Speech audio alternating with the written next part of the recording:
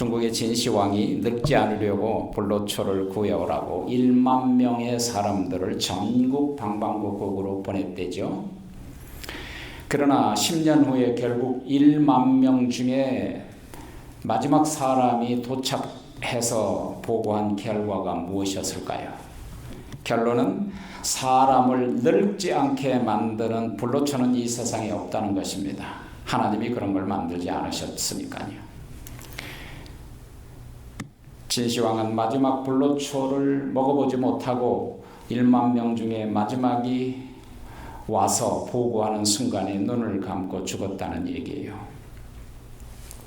세계적인 장수학의 권위자 레너드 푼 박사는 한국의 장수 마을을 수십 번 방문을 했어요. 그는 40년 넘게 장수학이라는 학문을 연구하고 있습니다. 한국의 순창 지역에 100세가 넘는 분들이 많이 사는 장수 마을들이 있습니다. 이제 순창하면 여러분 아시죠? 순창 고추장. 레너드 푼 교수가 순천 지역을 방문해서 오랫동안 주민들과 함께 생활하면서 매우 특이한 점을 발견했습니다. 그 매우 특이한 점은 뭐냐면 첫째로 100세가 넘는 노인들이 한 사람도 집안에 우두커니 앉아있지 않고 다 함께 논이나 밭에 나가서 열심히 일을 한다는 거예요. 집안 청소를 하든지 텃밭을 가꾸든지 아침 일찍부터 일어나서 뭔가 움직이고 일을 하며 살아간다는 거예요. 두 번째 특이한 점은 때가 되면 새끼 식사를 꼬박꼬박 챙겨 잡수시는데 아주 소식을 한다는 거예요. 아무리 맛있는 것이 있을지라도 절대 과식을 하지 않는다는 것입니다. 세 번째, 순창 사람들의 주민들이 모든 일은 전부 긍정적이래요. 나쁜 일이 있어도 괜찮을 거구먼, 잘 될 거유, 이렇게 긍정적으로 얘기를 해준다는 거죠. 어떤 작은 일이 있어도 가족들이나 주위 사람들에게 고맙구먼, 고마워, 이렇게 고맙다는 표시를 늘 잘 한다는 거예요. 그래서 그분들과 함께 생활하면서 순창 사람들로부터 단 한 번도 다른 사람에 대해서 불평, 불만한 소리를 한 번도 못 들어봤대요. 오랫동안 그분들과 함께 살면서 연구하면서요. 그래서 그분들의 인간관계는 다른 사람에게, 이웃에게 절대 상처 주는 말을 하는 법이 없대요. 건강하게 장수하려면 어떻게 해야 됩니까? 감사하는 마음, 감사를 표현하는 마음, 긍정적으로 다른 사람과의 좋은 감사의 관계를 가지고 살아야 된다고 그렇게 써 있더라고요. 오늘 본문에 보면 일평생 열심히 돈을 많이 벌어서 부자가 된 사람에 대한 얘기인데요. 이 사람은 못 자고 못 먹고 못 쓰고 모기만 한 사람이에요. 그러다 보니까 돈을 많이 모으긴 했지만 건강이 무너져 버렸어요. 그래서 이 사람의 특징은 첫 번째, 자기를 위하여 재물을 쌓아 두려고만 하는 사람이에요.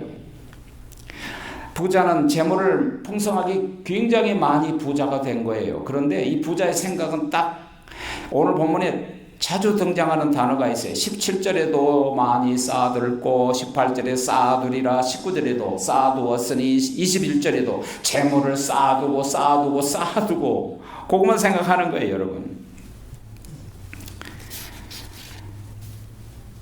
그에게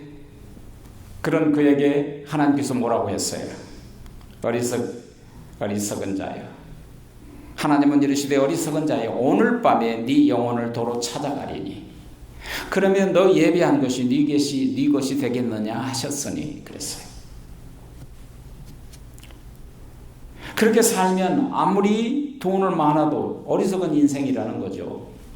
얼마나 슬픈 일입니까? 그런 인생을 어리석다라고 한다라는 거죠, 하나님께서.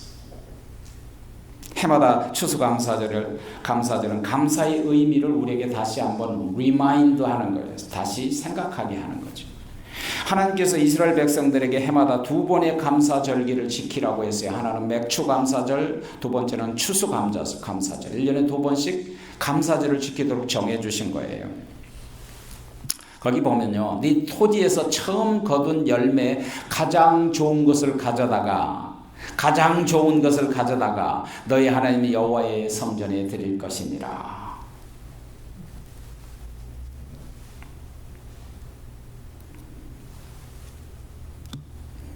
창고에 쌓아두기 전에 먼저 하나님께 감사를 드리라는 거예요.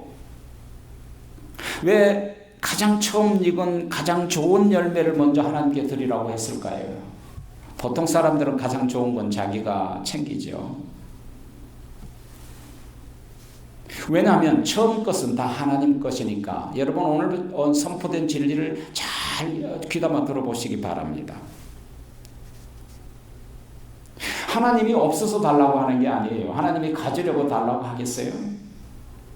출애굽기 13장 2절에도 말씀하셨어요. 이스라엘 자손 중에서 사람이나 짐승이나 막론하고 태에서 처음 난 모든 것은 다 거룩히 구별하여 내게로 돌리라. 이는 내 것이니라 그러셨거든요. 아니 왜 처음 것은 다 하나님의 것이라고 하셨느냐? 이 말씀의 근본적인 뜻은 모든 것이 다 하나님의 것이지만 모든 것을 대표해서 가장 처음 난 것을 하나님 것으로 인정하라는 거예요. 즉 모든 것은 다 하나님의 것이라는 것을 인정하라는 거예요. 천주 우주 만물 다 하나님이 만드셨죠. 다 하나님 소유죠. 실상은 우리 것은 하나도 없어요. 다만 주신 것을 얻고 취하고 관리하도록 우리에게 맡기셨어요. 그것을 우리가 받은 거예요.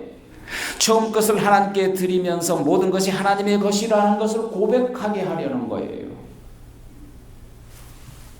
오늘 아침에 제가 면도하고 세수하면서 항상 그 시간이 아까워서 뭐 성경 공부나 또 그런 걸 듣거든요. CBS 방송에. 근데 새롭게 하소서를 봤어요. 근데 거기에 이제 여러 가지 얘기가 있지만 어느 아들이 밖에서 놀고 있는데 그 짝대기 미끄럼틀을 타는데 잘 안 가는 것 같아서 풀밭에서 기울어진 데서 그래서 막대기를 갖다가 2개를 주면서 이렇게 하라고 가르쳐 줬어요. 그렇게 열심히 하고 있는데 그 옆에 놀던 키 큰 아이가 탁 가지고 그걸 뺏어서 갔어요.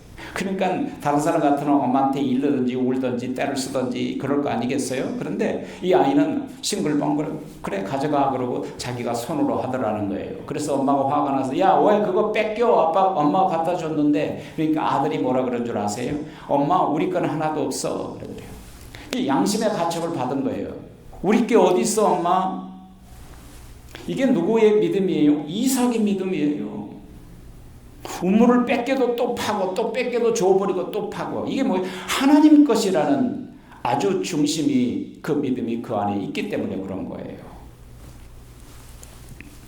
모든 것을 주셨다는 표시로 그 믿음으로 그 고백으로 여기 처음 난 열매 내 첫 월급 내 가게를 해서 첫 수익을 주님에게 드립니다라고 고백하라는 거예요. 그리고 장래의 모든 것은 다 주님의 것입니다. 주님이 책임져 주실 줄 믿습니다. 이 믿음이죠.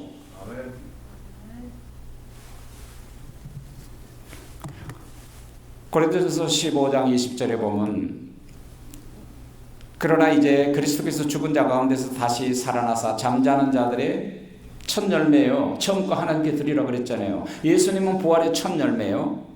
그러나 각각 자기 차례대로 부활할 터이니 먼저는 첫 열매인 그리스도께서 부활하고 그가 강림하실 때 재림하실 때 그리스도에 속한 그리스도인들이 속한 자들이 부활한다. 그 말 아니겠어요? 그러니까 첫 열매인 예수님이 부활했으므로 또한 그에 속한 우리도 부활하는 거죠. 그래 처음 난 것은 다 하나님 거라는 뜻이 바로 그거예요. 목표는 십자가에 죽으시고 부활하신 예수님이 첫 열매고 너희들이 똑같은 열매들이 될 거라는 그 포커스 그 하나 그거 가지고 과거에서부터 구약에서부터 첫 열매 그건 내 거다 첫 열매 독생자 예수 그리스도 하나님의 아들 독생자는 내 거다 라고 하신 것을 나타내기 위해서 일찍부터 그렇게 교육을 시킨 거예요.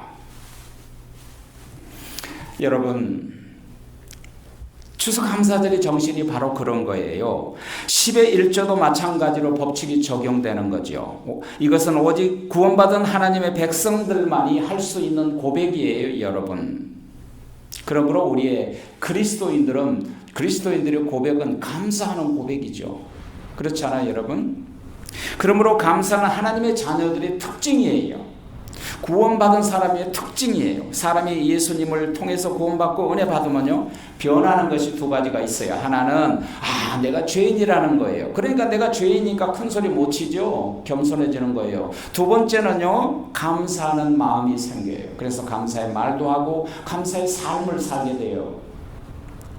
믿음의 사람이냐 아니냐에 두 가지가 결정되는데, 바로 이 두 가지가 있느냐 없느냐가 그 사람이 구원받고 믿지 않느냐 믿느냐의 표시란 말이에요.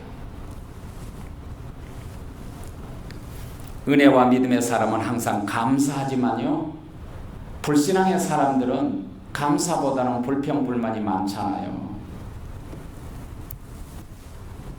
민수기 14장 28절에 보면 이스라엘 백성들이 하도 원망과 불평을 하니까 하나님이 모세를 통해서 그들에게 말씀을 선포하기를, 내 삶을 두고 내 여호와의 이름을 두고 내가 너에게 맹세하노니 너희가 불평하면 불평한 대로, 너희가 원망하면 원망의 귀에 들린 대로 내가 너에게 행해주마 그랬어요. 여러분, 뿌린 대로 거두는 거예요.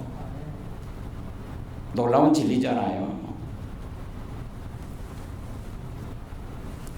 그러므로 감사는 구원받았다는 표시라고요. 두 번째, 오늘 본문에 등장하는 이 사람은 내 자신만 위해 사는 사람인데, 이 사람은 감사할 줄 모르게 돼요. 내 자신만을 위해서 살아가는 사람은, 내 위주로 살아가는 사람은 감사가 없는 사람이에요. 오늘 본문에 나타난 부자는 어느 곳을 보아도요, 오늘 본문에 감사라는 기억자도 없어요. 그런 뉘앙스도 다 없다고요. 욕심이 가득 찬 사람이에요. 오늘 본문에 보니까 17절에 보면은 뭐예요? 심중에 생각하였는데 내가 곡식을 쌓아둘 곳이 없다. 이르세 내가 이렇게 하리라. 내 곡간을 헐고 더 크게 내 모든 곡식 물건. 그 다음에 19절에서 내가 내 영혼에게 이르되 이제 여러 해 쓸 것을 다 많이 쌓아뒀으니 이 평안히 먹고 마시고 즐거워하리라. 이게 뭐예요, 여러분? 내가 호식하게 살겠다는 거예요. 참 얼마나 어리석은 사람이에요. 이 부자의 생각은 오직 자기 자신뿐이라고요. 그러니까 자기 생각만 하는 사람은 결코 감사할 수 없는 거예요. 영어에서 여러분 생각이란 말이 영어로 think잖아요. 이 think라는 말이 어디서 왔다고요? thank, 감사라는 단어에서 think가 왔는데, 왜 그렇게 think라는 말을 감사 대신에 하냐면, 감사할 것을 가장 먼저 생각하라는 거예요. 인간의 도리는, 자식이 부모에게, 부모는 자식에게, 모든 사람에게 내가 있으므로 당신이 있으므로 내가 존재하고 내가 있으므로 당신이 존재하는 게 인간이잖아요. 그러니까 모든 사람에게 모든 일이 다 감사하며 살아야겠죠. 그러니까 무엇을 생각하느냐가 내 자신의 본질이에요. 환경이 달라져서 내가 감사할 수 있는 게 아니고, 세상이 바뀌어야 내가 감사할 수 있는 게 아니고, 감사의 마음을 가질 때 감사의 삶을 살게 되는 거예요. 감사는 겸손이에요. 왜냐하면 겸손한 사람만 감사할 수 있으니까요. 감사는 믿음이에요. 왜냐하면 믿음의 사람만 감사할 수 있으니까요. 감사는 사랑이에요. 사랑하는 사람만이, 사랑을 가지고 세상을 바라본 사람만이 어떤 상황 가운데서도 감사할 수 있는 거예요. 수년 전에 읽었던 조선일보의 논설 칼럼이 생각이 나는데요. 아마 이귀태 씨가 쓴 것 같아요. 제 기억에. 근데 한국인이 가지고 있는 공통적인 병이 있대요. 그게 뭐냐면 감사 결핍증이래. 한국 사람들은 어느 가게에 가서 물건을 살 때 물건 사고 가면 감사합니다 하는 말 대신에 반드시 손님에게 또 오세요라고 한다는 거예요. 아주 오래전에 한국에 있을 때 식당에 벽에 붙어 있는 글, 많은 흔히 볼 수 있는 글이 뭐냐면, 전에도 오셨더니 이번에도 오셨군요, 우리 집 단골 손님. 뭐 오실 때는 단골 손님, 가실 때는 남인데. 누구 중심이죠? 내 중심이죠. 손님은 전혀 생각 안 하는 거예요. 단골 손님에게 감사의 표시는 전혀 없고 자주 와서 매상 올려주는 사람으로만 생각되는 그런 느낌들은 다 일이잖아요. 그게 아이들에게 장난감을 사주면요, 아이들이 엄마 아빠에게 고맙습니다 하게 되니 와 짱이다 신난다 그런다는 거예요. 아이들이, 주로 한국 아이들은. 그게 뭐냐면 감사의 마음의 표시는 없고 나한테 잘해주고 내게 주니까 와 짱이다 신난다. 그게 뭐예요? 자기 위주예요. 아이들이. 그러니까 아이들의 인격, 자기 위주의 삶을 살아가고 자기만 생각하는 사람은 어린아이 인격이에요.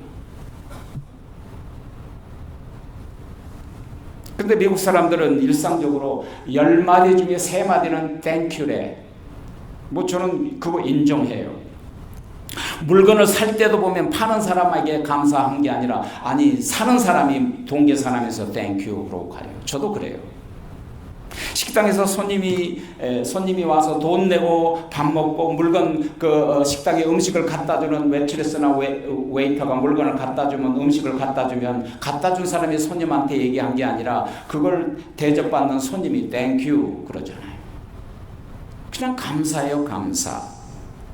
그래서 영국 속담에 모든 은혜 가운데 감사할 줄 아는 은혜가 가장 큰 은혜다 그랬어요. 오늘 질문 제가 똑같은 질문을 2번 해볼게요. 왜 하나님께서 이스라엘 백성들에게 감사절을 특별히 지정해 주셨을까요? 왜냐하면 인간은 감사를 잊어버려요. 누구한테 감사하는 걸 잊어버리니까. 그래서 그 감사를 잊어버리지 않도록 하기 위해서 그런 거예요. 왜 추수감사를 지키라고 하셨는가? 마찬가지 둘째도 똑같은 답이에요. 감사를 잊지 말게 하시려고 기억시켜 주는 거예요. 성만차도 기억하라는 거죠. 오늘 한 해 동안 하나님께서 우리에게 축복 주신 10,000가지 감사를 특별히 기억해서 드리는 추수감사절이에요. 많이 드려라 적게 드려라 저는 그 얘기를 할 수 없어요. 그러나 그건 여러분이 믿음대로 하는 거예요. 한 해 동안 우리를 강건하게 해주시고 가족들 주시고 구원 감사하고요. 한 해 동안 직장 생활하게 해주시고 비즈니스 하게 해주시고 우리에게 일용할 양식 주시고 재물 주시고 우리를 구원해 주신 하나님, 우리를 보호해 주신 하나님 감사합니다. 우리를 위험에서 건져 주셨던 하나님 감사합니다. 나를 구원해 주신 구원의 은혜를 감사하는 거죠. 그렇다면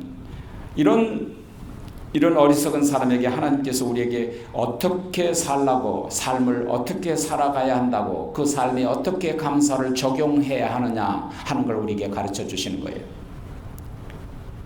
자기를 위하여 쌓아두지 말고 하나님께 대하여 부요한 자가 되라는 거죠. 불행하게도 이 부자는 쌓아두고 모아두고 준비했지만 단 한 푼도 써보지 못하고 그날 밤에 죽음을 맞이하고 말았다는 거죠. 얼마나 불행합니까? 슬픈 일이에요. 근데 왜 그렇게 되었을까요? 누가복음 21장 21절에서 보면 자기를 위하여 재물을 쌓아두고 하나님께 대하여 부요하지 못한 자는 이렇게 된다는 거예요. 유명한 토마스 에디슨이라는 발명왕이 있는데 어느 날 기차 여행을 했어요. 지금 같으면 기차도 빠르지만요. 옛날에는 LA에서 보스턴까지 자동차를 타고 가면 아무리 빨라도 5박 6일이에요. 제가 학교 진학할 때 그렇게 자동차를 타고 갔는데 5박 6일 꼬박 걸리더라고요. 지금은 비행기 타면 얼마나 걸려요? 몇 시간이면 가잖아요. 그렇죠? 그런데 그때만 해도 기차를 타면 완행열차이기 때문에 뭐 한 달, 2달씩 걸린다고요. 그러니까 시간이 너무 많이 걸리니까 에디슨 박사가 어디 긴 기차 여행을 할 때는 꼭 간이 그 실험실을 가지고 다녀요. 그래서 간이 실험실을 해놓고 거기서 꼭 실험을 하면서 기차를 타고 다녔대요. 그런데 기차가 갑자기 털컹 하니까 그 간이 실험 탁자 위에 놓여있던 화학품이 병이 밑으로 떨어지면서 팍 떨어지면서 그냥 불이 났어요. 그래서 그 연구실이 불에 타버리는 거예요. 그러니까 그 옆에 있던 자료도 다 탔지요. 그 실험 용기도 다 타버렸지요. 그러니까 기차의 차장이 갑자기 급 브레이크를 밟아가지고 그 일하던 사람들이 막 쫓아와가지고 불 속에 있는 에디슨 박사를 잡아가지고 그냥 저 창밖에다 확 집어 던질 거예요. 목숨 살리려고 보니까. 그런데 불행하게도 그때 귀를 다쳐가지고 귀가 고막이 둘 다 나가버린 거예요. 그러니까 듣지 못하는 귀머거리가 돼버렸죠. 그 후에도 한평생 그치지 않고 많은 연구를 했고 결국 발명왕이 된 거예요. 세계적으로 그렇게 많이 발명을 많이 한 사람은 그 사람밖에 없거든요. 그러니까 이제 그 사람이 새로운 발명을 할 때마다 기자들이 와서 묻는 거예요. 기자들이 귀머거리로 어떻게 이렇게 또 좋은 발명을 하셨나요? 그렇게 물어보면 나는 귀머거리 된 것을 감사합니다. 왜냐하면 아무리 세상에 시끄러워도 나는 말을 못하니까, 말을 못 들으니까 내가 연구에만 몰두할 수 있어서 감사합니다. 그랬다는 거예요. 여러분, 어떻게 생각하느냐가 중요한 거예요. 어떻게 생각하느냐에 따라가 감사도 되고 불평이 되는 거예요. 환경이 좋게 바뀌고 여건이 잘 바뀌고 세상이 좋게 달라졌다고 해도 내가 감사의 마음이 없는 것은, 감사의 마음이 없는 사람은 여전히 불평 불만이에요. 베토벤이 귀머거리로서 세상의 가장 위대한 영웅이라는 그 작곡을 해서 지금까지도 최고의 걸작품으로 우리에게 꼽히고 있는데 그분의 아내가 엄청난 독한 여자래요. 아주 악한 여자래요. 그저 매일매일. 그런데 베토벤이 왜 감사한 줄 아세요? 귀가 먹어서 뭐라고 욕해도 안 들린다는 거예요. 그러니까 감사한다 그랬다는 거예요. 어떻게 생각하느냐가 중요해요, 여러분. 감사의 고백은 복 받는 사람의 증거라고요. 복이 뭐죠? 종이라는 건 땡땡땡땡 울려야 소리 나는 종이 되듯이 감사한 마음이 내게 나와서 그것을 감사할 줄 알아야 진정한 감사가 되는 거예요. 잘 산다고 복이 아니고, 가졌다고 복이 아니고, 출세했다고 복이 아니다. 감사하는 마음이 충만하면 그것이 바로 복받는 인생이에요. 모든 걸 다 가져도 불평과 불만으로 가득 차 있다면, 무슨 말을 해도 불평 불만을 하면 그 사람의 인생은 불평 불만자예요. 그러므로 감사에는 단계가 있어요. 감사의 1단계는요 하나님이 우리에게 내가 받은 것을 깨달을 때 감사가 나와요. 하나님이 주셨구나. 자녀들은 어릴 때 부모의 은혜를 몰라요. 그러나 철이 들으면서 부모에게 받은 것을 감사할 줄 알잖아요. 마찬가지로 성도들도 마찬가지예요. 감사는 신앙생활을 오래 했느냐가 문제가 아니고 하나님이 나에게 뭘 베풀어 줬느냐를 깨달을 때 감사하는 사람이 되는 거예요. 그게 성숙한 신앙의 1단계죠. 누가복음 17장에 보면 10명의 문둥병자들이 있어요. 10명 다 예수님이 다 치유해 주셨어요. 깨끗이 치유해 주셨어요. 그런데 그 중에 9명은 온데간데 없고 단 한 사람이 예수님께 나와서 예수님의 발 앞에 엎드려 감사니 그는 사마리아인이라. 17장 16절이죠. 소외되고 버림받은 사마리아 한 사람만이 예수님께 나와 감사했어요. 예수님께서 그 모습을 보시고 이렇게 물으셨어요. 근데 3번씩이나 연거푸 질문을 하셨어요. 3번씩이나. 예수님께서 그 모습을 보고 10사람 다 깨끗함을 받았지 않냐? 9은 어디 갔느냐? 이 이방인 외에는 하나님께 이 영광을 드리러 올 자가 없느냐? 3번씩이나 연거푸 질문하셨어요. 왜 그랬을까요? 너무 기가 막혔어요. 너무 기가 막혔어요. 9명은 치유받았음에도 불구하고 은혜의 감사를 깨닫지 못했다는 거예요. 두 번째 감사의 단계는 이제는 구원받은 은혜를 깨달을 때 감사가 나오는 거예요. 여러분, 구원의 은혜를 깊이 깨달은 사람은요, 그냥 만사의 감사가 우러나와요. 자동적으로. 감사하려고 하지 않아도요. 이 단계는 모든 것에 감사하고 매일 살면서 기쁨으로 희락이 넘치고, 그리고 영원한 나라 축복에 대한, 하늘나라에 대한 소망으로 살아가요. 이 단계는. 세 번째 단계는요, 범사에 감사하게 되는 거예요. 데살로니가서 5장 18절에 보면 범사에 감사하라, 이는 너희를 위한 하나님의 뜻이니라. 이 단계는 하나님의 주권을 전적으로 믿는 거예요. 모든 정성과 모든 힘을 다해 살았지만 때로는 역부족으로 일이 잘 안 될지라도 원망 대신에 하나님의 주권을 믿는 거예요. 하나님의 신실하심을 전적으로 믿습니다. 하나님은 언약을 반드시 지키시려는 믿음으로 오늘 내가 붙잡은 게 없을지라도, 이루어지지 않았을지라도 내가 받은 약속의 그 말씀대로 이루어 주실 것을 끝까지 믿는 거예요. 이것이 범사에 감사할 수 있는 마음이죠. 내가 시험을 당할지라도 하나님이 이 시험 당한 걸 이기게 해 주시리라는 믿음이에요. 그래서 고린도전서 10장 13절에 보면 사람이 감당할 시험 밖에는 너에게 당한 것이 없나니 하나님은 오직 미쁘사 너희가 감당하지 못할 시험을 허락지 아니하시고 시험 당할 즈음에 또한 피할 길을 내사 너희로 능히 이기게 하시느니라. 믿음을 갖는 거죠. 이게 뭐예요? 범사에 감사할 수 있는 사람이 고백이 되는 거예요. 그래서 하나님의 사랑을 믿고 하나님이 회개하는 영혼을 기뻐하시니까 내가 회개하면 용서해 주신다는 믿음을 갖는 거죠. 그래서 그는 이렇게 고백하는 거예요. 우리가 알거니와 하나님을 사랑하는 자 그 뜻대로 부르심을 본 자들에게는 모든 것이 합력하여 선을 이루어 주시느니라.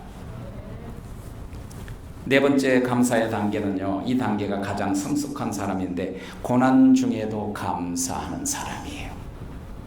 이 단계는 그리스도인의 최고의 성숙한 단계라고 할 수 있어요. 여러분, 고난 자체가 감사가 아니에요.